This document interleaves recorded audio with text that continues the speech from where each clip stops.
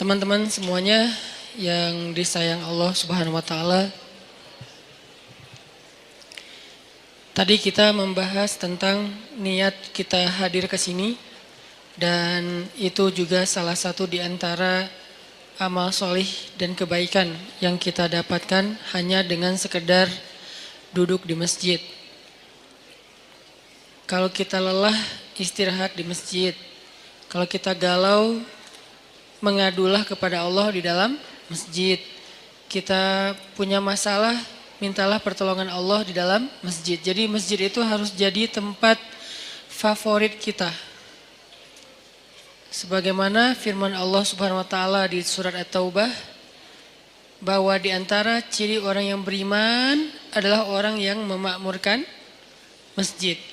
Ayat ini kemudian diperjelas dengan hadis, kalau kamu melihat seseorang itu bolak-balik ke masjid rumah, maka saksikanlah kalau dia itu adalah orang yang beriman.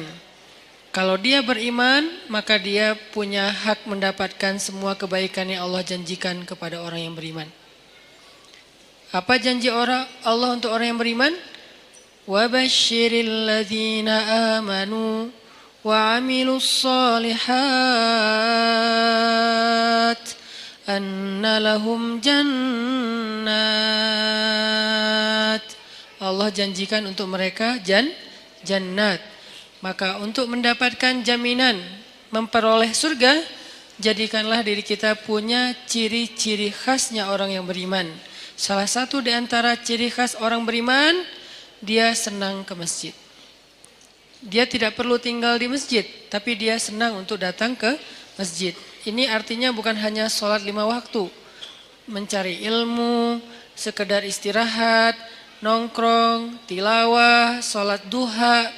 Walaupun tidak ada keharusan sholat duha atau sholat sunnah itu di masjid, karena emang ada sunnahnya sholat sunnah itu di rumah. Tetapi tidak masalah kita lakukan di masjid juga.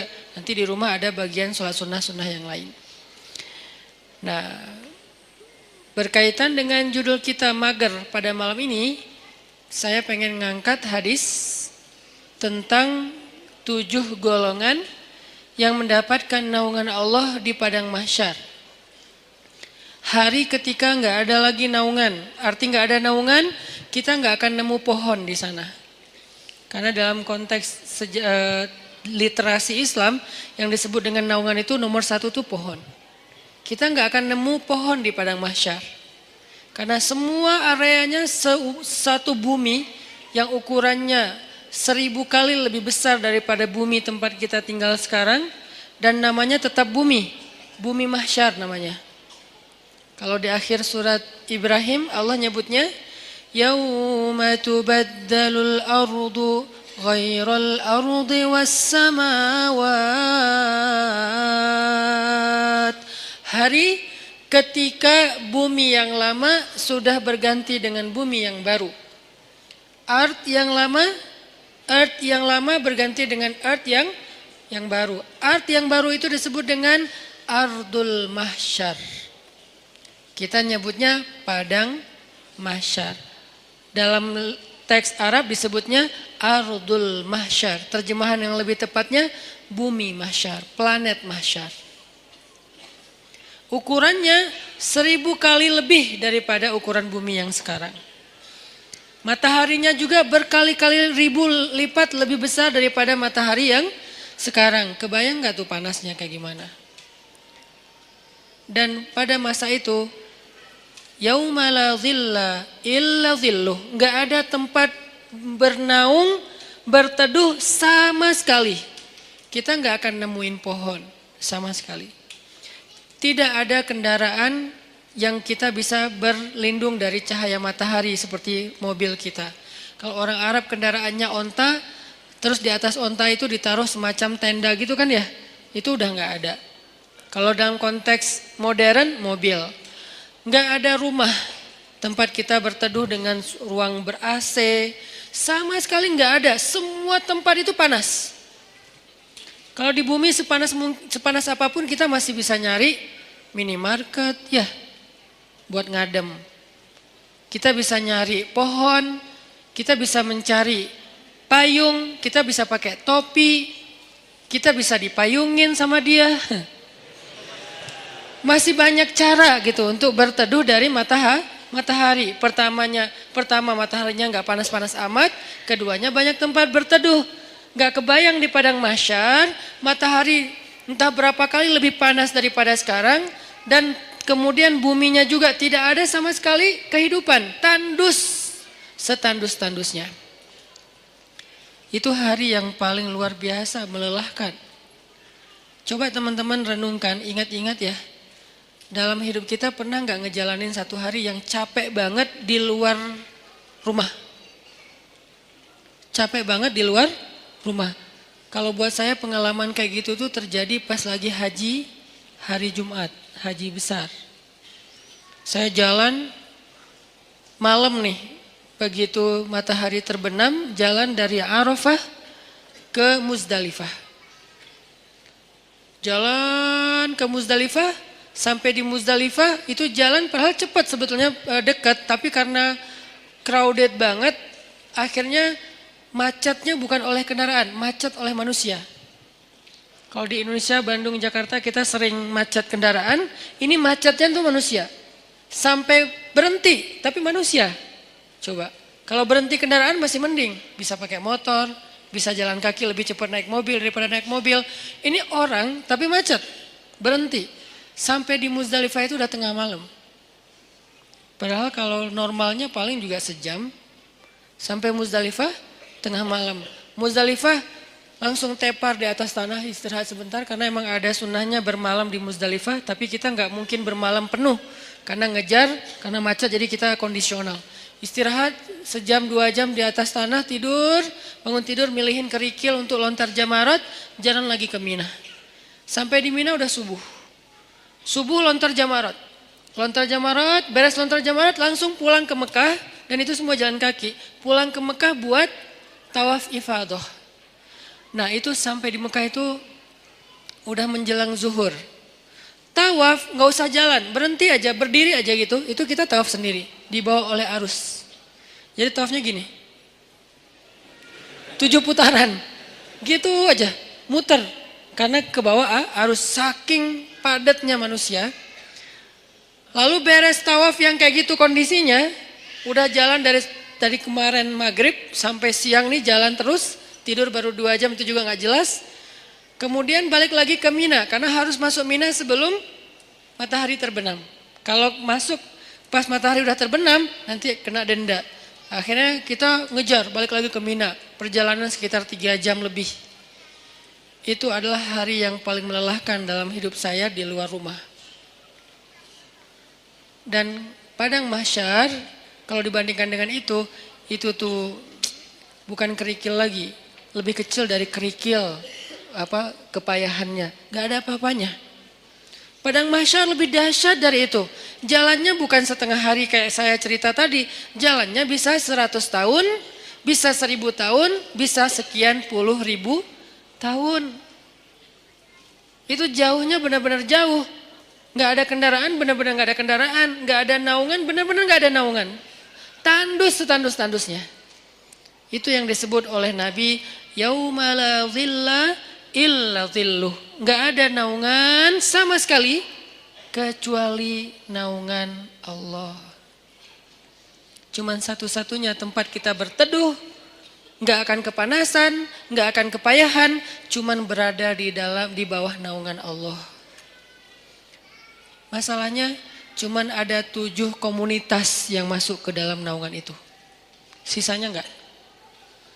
7 komunitas ini pun ternyata saringan dari orang mukmin, saringan dari orang Islam. Jadi bukan masalah yang penting saya udah Islam, enggak. Dari orang Islam sendiri masih disaring lagi benar-benar yang spesial. 7 golongan kalau bahasa resminya, 7 komunitas, 7 geng kalau bahasa anak nongkrongnya. Cuman ada 7 kelompok. Salah satu dari 7 kelompok itu, nomor 2-nya adalah syabun nasya'a fi ibadatillah. Pemuda yang tumbuh dalam ibadah kepada Allah atau dalam ketaatan kepada Allah. Pertanyaannya, apa definisi syab atau pemuda? Secara usia dalam Islam pemuda itu usia di bawah 40 tahun. Itu syab. Secara status belum menikah. Kalau udah menikah Ustadz, udah bukan syab. Karena ujiannya nggak seperti yang belum menikah. Beda, saya pernah ngerasain. Berat. Apalagi ada satu teman saya, kemarin baru ditinggalin mantan. Mantannya nikah. Ngirim pula hasil video-video sama fotonya ke dia. Langsung udah nggak terkontrol. Langsung kita pegang rame-rame. Jangan sampai dia nyari tower. Nyari tower, ngapain lo? Mau benerin Ustadz ada yang rusak. Pura-pura ternyata mau loncat. Nah ini nih namanya ujian. Ujian ketika kita belum menikah, ujian di usia muda di bawah 40 tahun, kalau belum menikah tapi udah di atas 40 tahun, beda lagi. Usianya di bawah 40 tahun, secara status belum menikah. Karena kalau udah menikah, dia udah ngerasain ketenangan, sakinah. Litas kunu ilaiha. Supaya kalian cowok-cowok merasa tenang kepada perempuan. Udah tenang. Tapi kalau sebelum menikah, itu zulzilu. Zulzilu itu kalau dalam bahasa kita tuh gempa dengan skala 9,8 skala Richter. Itu zulzilu tuh. Sampai ada ayat zulzilu iza zulzilatil ardu. Dan yang tahu banget ayat itulah jomblo. Zilzal, kehidupannya itu terguncang luar biasa. Ngelihat orang semuanya kayak dia paling sengsara di muka bumi. Ngelihat setiap orang tuh deg-degan, ngelihat cewek deg-degan. Dan apalagi ngelihat ceweknya crowd kayak gini gitu ya. Baru masuk di depan mall, aduh saya kok deg-degan ya. Zulzilu, guncangannya tuh luar biasa. Kalau yang udah sakinah, santai. Karena di sebelahnya ada istri. Kalau nggak ada istri, deg-degan juga. Gitu. Intinya mah beda ujiannya, karena beda ujiannya maka beda pula rewardnya. Al jaza ala qadril masyaqqah. Balasan Allah itu tergantung beratnya beramal. Buat yang masih sendiri beramal itu lebih berat. Kenapa? Karena zilzal dalam di batinnya tuh kenceng.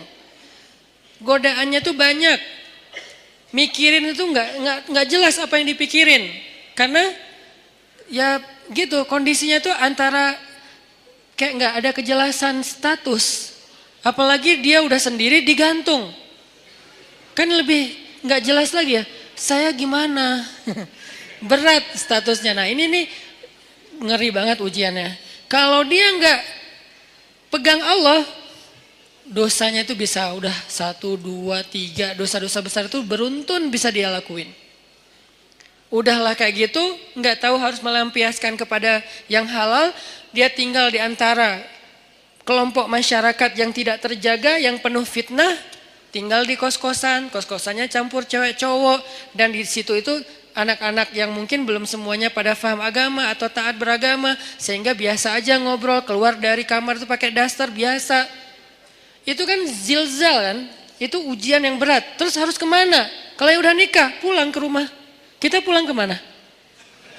Zilzal kan, guncang. Gak usah diterusin kata-katanya. Masa saya harus bilang ke kamar mandi Ustadz? Enggak lah. Makanya itu kan dosa kan? Jadi dosa juga nih. Terus gimana dong? Kita harus ngapain Ustadz? Nah disitulah ujiannya. Sehingga kalau dalam kondisi kayak gitu, dia bisa istiqomah, dia bisa tetap taat kepada Allah, itu dia istimewa banget. Lebih istimewa daripada yang udah nikah. Makanya buat yang udah nikah, udah mungkin kesempatannya bukan di nomor 2. Di nomor 1, nomor 3, 4 sampai 7 kan. Tapi yang nomor 2 udah lewat.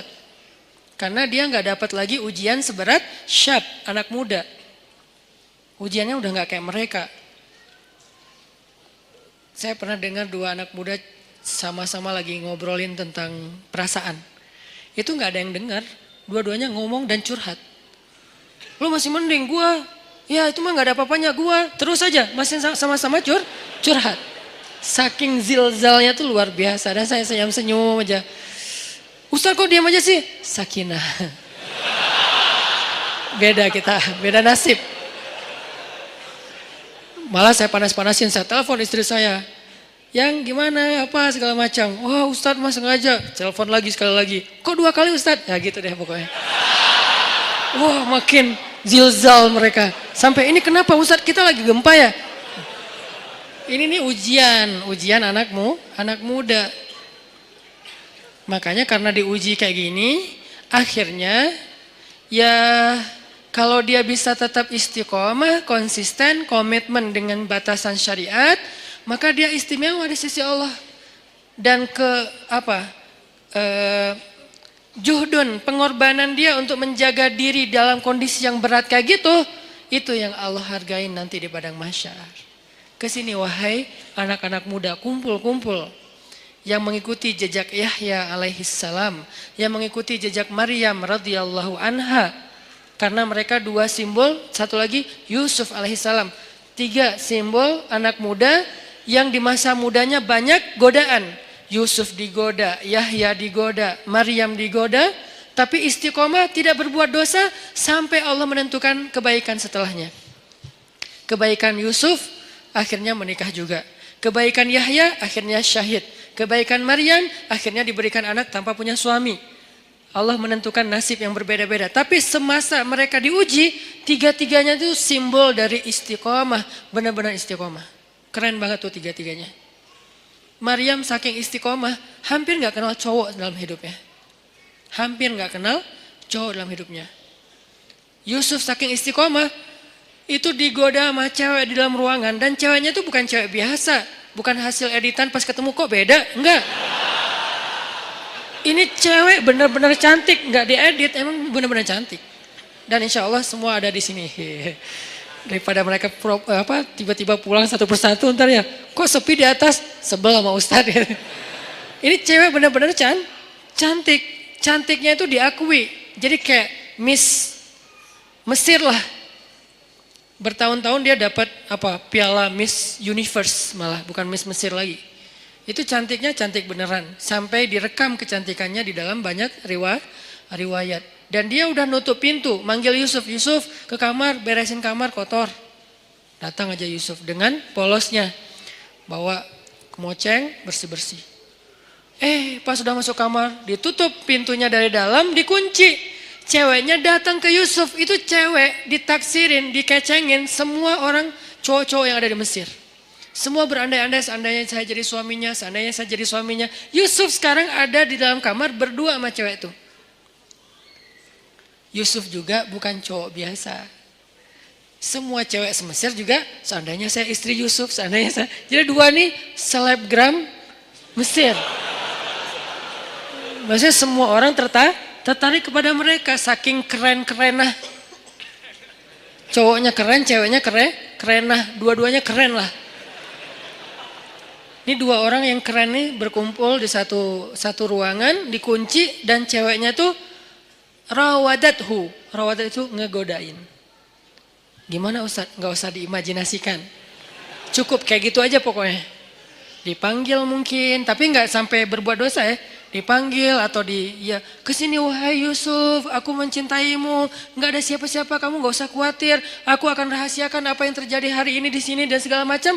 Wah itu udah luar biasa. Wahammat bihi, dia tuh bergairah kepada Yusuf dan Yusuf normal. Kalau nggak normal nggak ada ujian.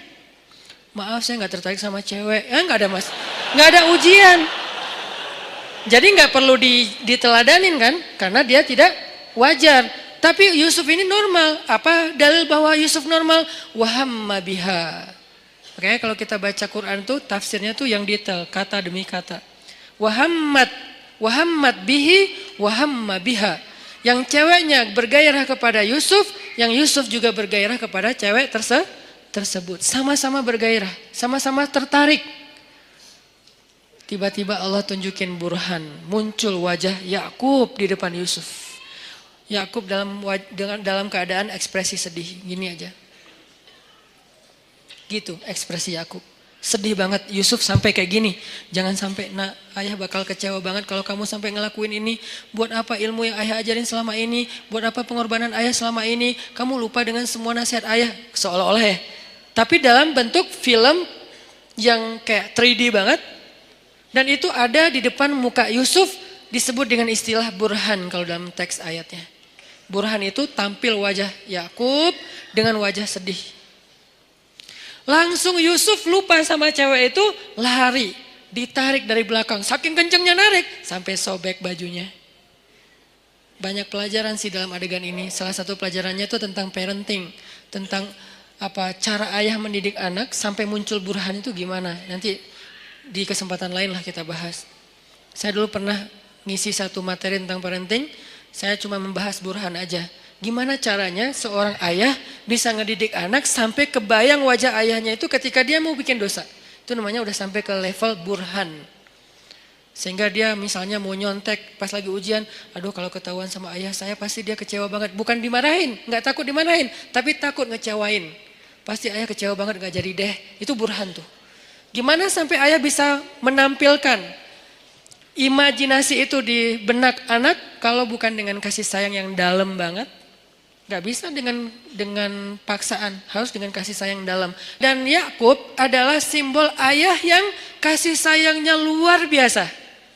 Sampai bisa munculin burhan. Tapi yang kita bahas adalah ujiannya Yusuf. Selamat. Ini nih baru disebut dengan syabun nasya'a fi ibadatillah. Tumbuhnya itu dalam keadaan taat kepada Allah. Dan ukuran taatnya apa Ustadz? Ukuran taatnya adalah tinggalkan dosa. Kalau bahasa di bio saya, sedikit dosa. Kok pakai kata sedikit? Enggak punya dosa Ustadz? Enggak boleh kita bilang enggak punya dosa. Arti sedikit dosa itu adalah dosanya yang tinggal yang kecil-kecil aja. Yang besar tinggalin. Yang kecil kenapa kok masih ada? Karena enggak sengaja, lupa. Itu kan ada pasti sisa Enggak mungkin enggak.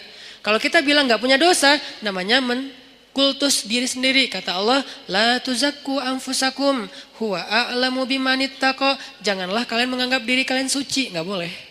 Makanya saya bilang banyak main, banyak manfaat, banyak pahala, sedikit dosa. Itu pakai hasil renungan. Jadi bukan kok sedikit dosa, harusnya kan gak punya dosa. Gak bisa. Cuma Nabi SAW yang gak punya dosa. Sisanya sampai Abu Bakar juga punya dosa. Cuman dosa beliau sudah diampuni oleh Allah karena solehnya luar biasa.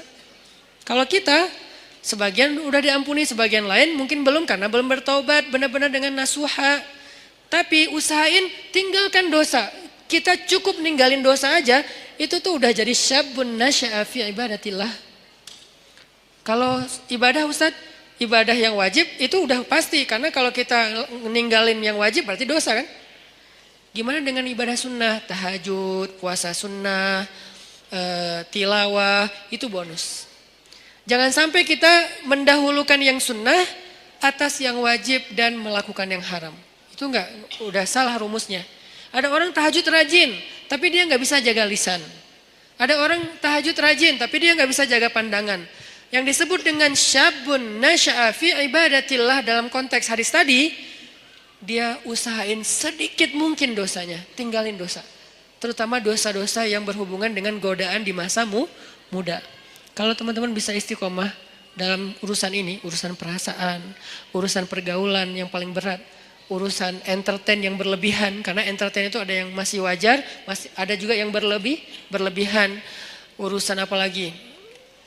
Dosa-dosa maksiat seperti minum, kemudian pakai drugs dan seterusnya, atau mungkin the new drugs itu pornografi dan seterusnya. Ini bisa ditinggalkan. Udah sampai kapan Ustadz batasannya? Antara dua batasannya. Batasan status berarti menikah, batasan usia berarti 40 tahun. Kalau udah lewat 40 tahun insya Allah ujiannya gak seberat di bawah 40 tahun. Kalau kita bisa jaga diri di masa itu, pergaulan, perasaan gimana Ustaz? Jangan terlalu mudah jatuh hati kalau belum halal. Ustaz itu kan gak disengaja, jangan diikutin.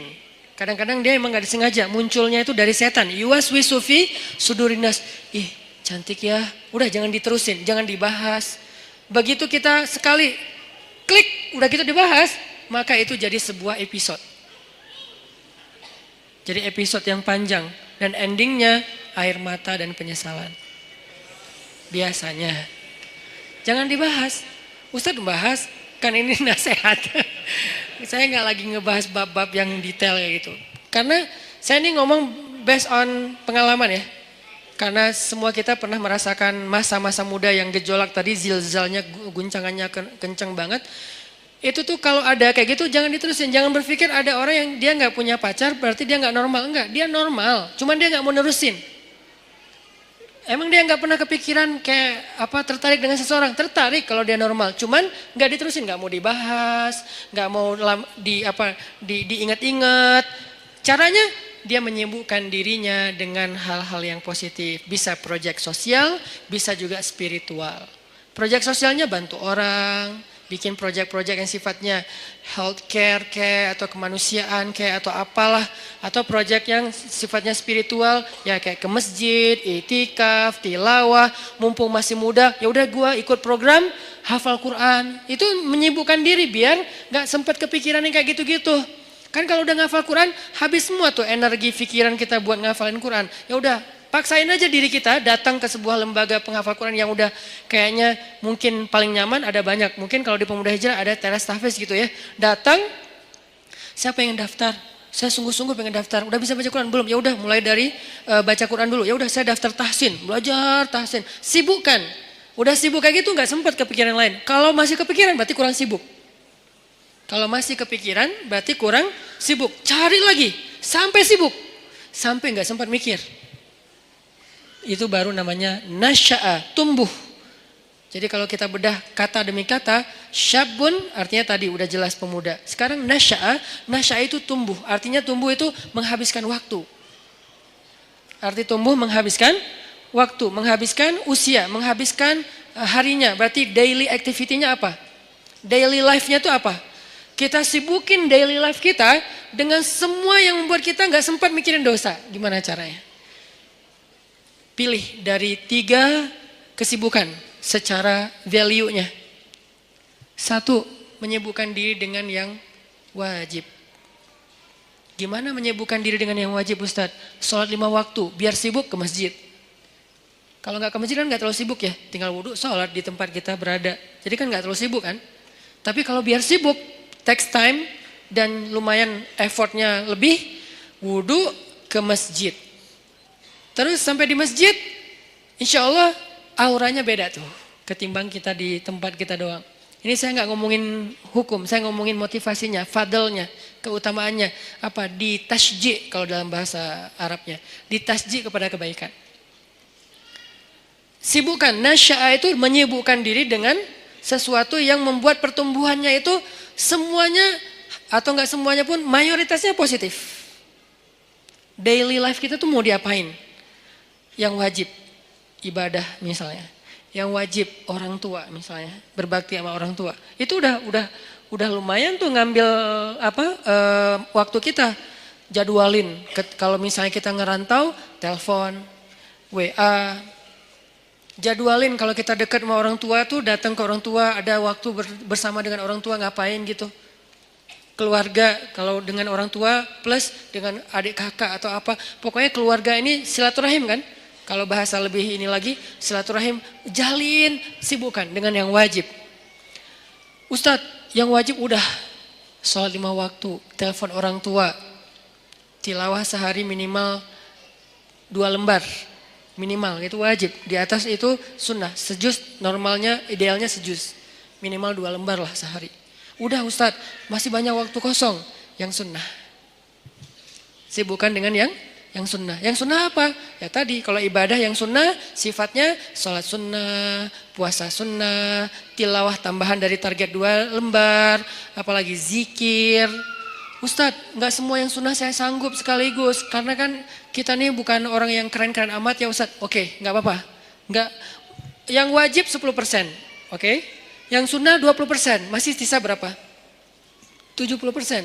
Habiskan buat yang mubah, boleh. Karena yang wajib dalam kehidupan kita kan nggak banyak kan sebetulnya. Yang sunnah lebih banyak dari yang wajib, 20%. Atau yang wajib 20%, yang sunnah 30%. 50%-nya mubah. Arti mubah apa? Nggak berpahala, tapi juga nggak dosa. Dia nggak berpahala, tapi juga nggak dosa. Emang boleh Ustaz? Ya boleh lah. Makanya Islam itu luas. Syumuliyatul Islam. orang banyak ngebahas Islam itu dari sisi satu bab doang nih, parsial banget, wajib aja. Jadi seolah-olah Islam itu cuma ada satu kata, harus, itu doang. Atau dua, harus dan haram. Udah. Jadi hidup kita tuh kayak berat banget ya, harus ya. Kalau nggak haram ya, nggak ada pilihan. Karena yang dibahas dari Islam itu parsial banget, cuman bagian kecil. Sementara ada